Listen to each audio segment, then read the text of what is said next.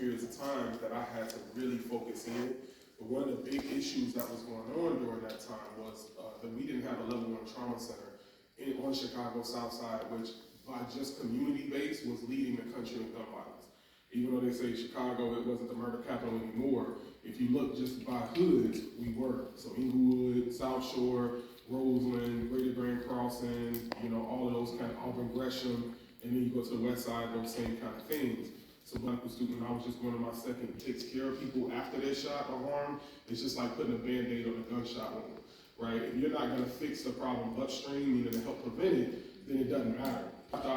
We fought for the trauma center and I was a medical student. We got it towards the end of medical school for me. And then when I became a resident doctor and I was training, we built our trauma center. And I actually got it to be one of the first people ever work there. And I still work there to today. But my biggest concern was, what are we gonna do on the prevention side as a center, right? It's one thing to be a trauma hospital. What makes you a center is the things you're doing to impact this problem upstream. For many of you all may have asthma. What makes a good doctor, an asthma doctor, the best doctor that you might see on CNN isn't because they hand you the pump in an asthma inhaler in the most courteous way. It's not because they respond to emails so fast. It's not because their wait time is the least. It's because they figured out something to help prevent asthma, to help screen for it, and to help make sure you're not having to come to the emergency room for it, and to make sure that you have access to those doctors. Violence is just like that. Just like cancer, the biggest issue in cancer isn't cancer treatment, it's cancer screening, right? How many of you all knew that, right? It's the going to get the colonoscopy when your dad or uncles and them or moms and them become 50 and now 45. It's getting a mammogram for your mom and auntie. That's the biggest issues in cancer, is actually the screening to catch it early and to help even prevent it, okay? Same thing goes with violence. And so when we built this trauma center, our violence recovery program was our initial program that was supposed to be there to help people right in the moment when they get shot. So once we opened up, it was very pleasing to me to see one of our earlier hires was Dre.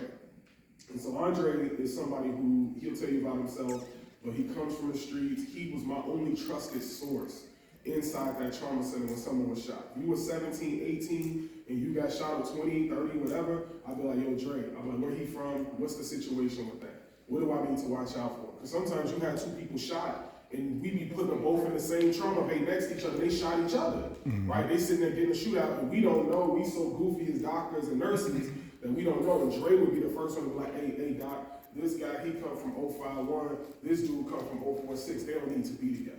Or they might say, hey, this person who you're about to discharge and send out the streets, they got a green light on them, doc. I don't know if you knew that or not, but this kid, you send him back out there, he gonna get killed like right now. There's people looking for him right now. And I just talked to one of the big chiefs, the BDs and the GDs, and this kid, he done some crazy stuff. He got people after him, and we need to actually keep him in the hospital, even though medically he's fine. You need to keep him in the hospital so we can figure out a safe plan for this person and the rest of their family, because he's rolling around with his baby mama and they got 2 kids in the back of the car. So when they come for him, the kids might get shot. These are the kind of things that are vital for us as physicians and care teams. And so Dre literally was the best person that I've probably ever seen outside like the Nation of Islam do this kind of work in the streets. And so Dre, why don't you introduce yourself into this work and then a little bit about what you currently do now. I really feel, thank you. I really feel like I could just pass the microphone now. You said it. But like you said, and I hope you guys don't mind, I can't talk so Yes, sir. Yeah, I can't. My name is Andre Thomas, and like Doc said, I come from Inglewood. I don't know if any of you guys, I pay attention to questions, and I noticed that a lot of people did not really raise their hands back then. A room of black and brown people in here when we talk about how important violence is or how prevalent is violence in your neighborhood, right? So I assume a lot of you guys like probably from Beverly or something. Right. Because where I'm from, everybody would raise their hand. I do this work because I came from Inglewood, and unlike some of the people that have talked in here, I was sort of part of the problem back when I was younger. I went away for a while and being a part of the problem, and because of the way things are, I love you guys' answers about where did violence come from, or what do you think the problem with violence is. A lot of people say mental health. That's part of it too. And by me being a violence professional, I I think that is a part of it. I'm not sure that that's a big part of it, as prevalent as some of you guys may think. I think a big part of it is that violence is a learned behavior. Even what Lauren said, she said, if you touch me, I'm coming at you. You know, a lot of us when we were young, we heard in our household, if somebody hit you, what they tell you? Hit them back. That's a learned behavior from the time we just little, and so we grow up with that. If somebody hits you, you better hit them back. A lot of the stuff that happens is because it's a social expectation, peer pressure. You know what I mean? I gotta get my lick back. What's going on in social media? You know what I mean? I gotta get my lick back. And see, we didn't have social media, so you couldn't disrespect 6 different gangs or organizations, cliques, whatever you want to call it, just with one post. Now you can. So you can instantly disrespect 100 people. And now you walking around like everything okay, and it's 100 people that's mad at you. You know what I mean? And they all want to get their lick back. So again, we've been conditioned to be violent toward each other. You know what I mean? Like you said, nobody has taught us how to de-escalate that situation. One of the reasons why I think this is so important in talking to young people, and there was so many different things that was said, like Lauren said something, it clicked in my head. My brother right here, Lauren, I'm gonna take your advice. I gotta get your name, so I quit saying my brother right here. Brian. He said something that clicked in my head. Of course, I work with Doc a lot, and there's so many things that you want to speak about, but of course we have to be respectful. I want to encourage you guys, that I see a lot of you guys taking notes. Take down notes if something happened, if a question that you want to ask, and when you get a chance, ask that question, because they were speaking about how in 10 years, some of these people won't be around or whatever it is, but see, what we have to understand, and what somebody took me to realize in life, a split set. I did all this. I went to the colleges, you know, when I was young. I was flown to colleges to speak and things like that. Like I was on the right path and everything. But a split second, a moment when you misplay, a split second a call can have long-reaching consequences. So like right now, you could be on the right path and everything, and that social expectation, something happened and you snap out. Usually girls' weapon of choice be a knife. They'll go crazy and stab one of their friends. Now this girl dead. Now it was just a split second, and you didn't mean for it to go like that. But when you get into the courtroom, they're not going to view it like that. You see what I'm saying? Now an exceptional life is gone. 2 exceptional lives gone. Why am I talking about something like that? Because I was that person. I was that person where a momentary lapse in judgment had long-reaching consequences for myself. You know what I mean? A person actually came into my home and pulled out a gun and shot 2 people inside my home, right? I responded, you know what I mean? Somebody lost their life. The person I responded, the person that shot 2 people lost their life. Now I'm pretty sure all you guys here, because y'all seem smart, all of y'all probably saying, well, that was self-defense, right? Any of y'all, if somebody come in your house and shoot and pull out a gun and start shooting, if you could protect yourself and your family, you would, right? That's how I felt. The state of Illinois didn't necessarily feel that. So that's another situation where we already like behind the 8 ball, so to speak. Like that's another reason why violence is the way it is. And we'll talk about all those things later. We can't really have enough time for me to get into that, but in that situation, in a different community, that person would have probably left the police station. Me in my community, I left and went to the Illinois Department of Corrections, you know, with 30 years at 100%. As a young person, I never had no type of background or anything like that. I did not go crazy, and I defended myself and the people that was inside my house, right? But I don't look at that now today as woe is me, or you know, I'm mad at the system, at society. I came out bitter. I don't look at it like that. I look at it like that was a blessing, because now I understand better what it is that we are faced with. You understand what I'm saying? I understand that. And I don't use it to make me mad or to fuel me to be like, you know, to be angry at law enforcement, the police, anything like that. I use it as fuel to help people similarly situated like me.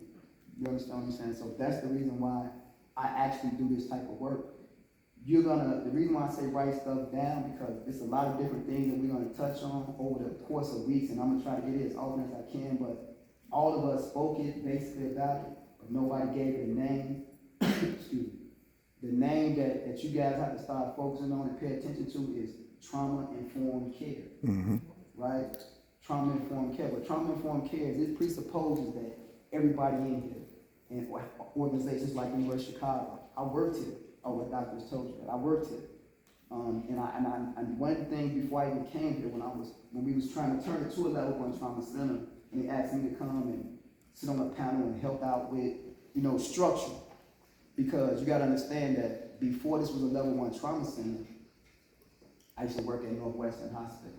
So anybody that was shot on the east side, say 75th and Phillips or something like that, they had to travel all the way down past this hospital, all the way downtown to Northwestern, or go all the way to 50-something West, 95th Street to Christ. If you have a type of injury where you have to, a life-saving surgery, you got to be in surgery in a matter of minutes.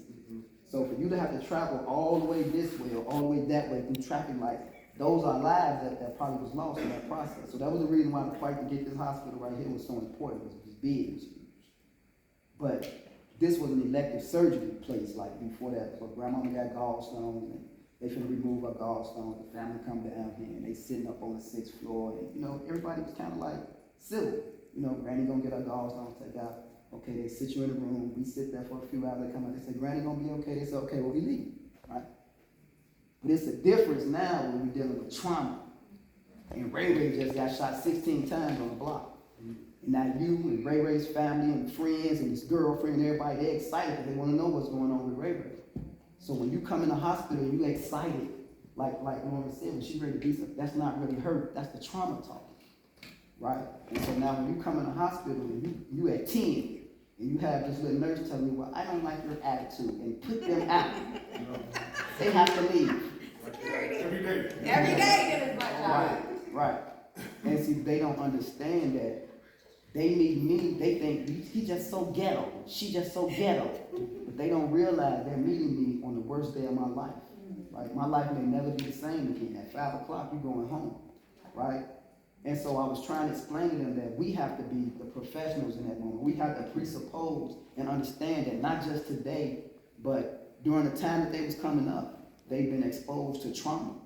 So that's what trauma-informed care is. It presupposes already that this person has been through trauma, and there's certain things that's going on that can trigger and re-traumatize them. So we have to, as professionals, talk to you and speak to you in a way that recognizes your trauma, right? So I know this a lot when I'm saying what you're taking in and everything, but I'm saying just take down notes and stuff like that. I may not be the person to answer your question, but I may be. You got Doc, you got Lauren, you got my brother, what's your name one more time? Right. You know what I mean? So, with that being said, again, Andre Thomas, my profession now is I'm the CEO of a violence prevention initiative and a consulting and training. So I go around training people, training street organizations how to de-escalate, how to, you know what I mean, in conflict resolution, how to interrupt and intervene on violence, how to create risk reduction plans for guys out here that's into this street mentality and they're at risk. So I found out what their risk factors are, then I found out what their safety factors are, and I try to implement a plan to get them moved from that high risk situation to a low risk to eventually a no risk situation where I can move them on and go find somebody else. And I think the reason why I chose to start a consulting firm because it's a lot of organizations out here that's doing this type of work that I just know not really doing it effectively, and so that's why our violence and study continue to go up. So it has to be a standard about how we do this. So I'm trying to standardize the way we do this type of work. So, yeah. Yes, sir. No, I appreciate it.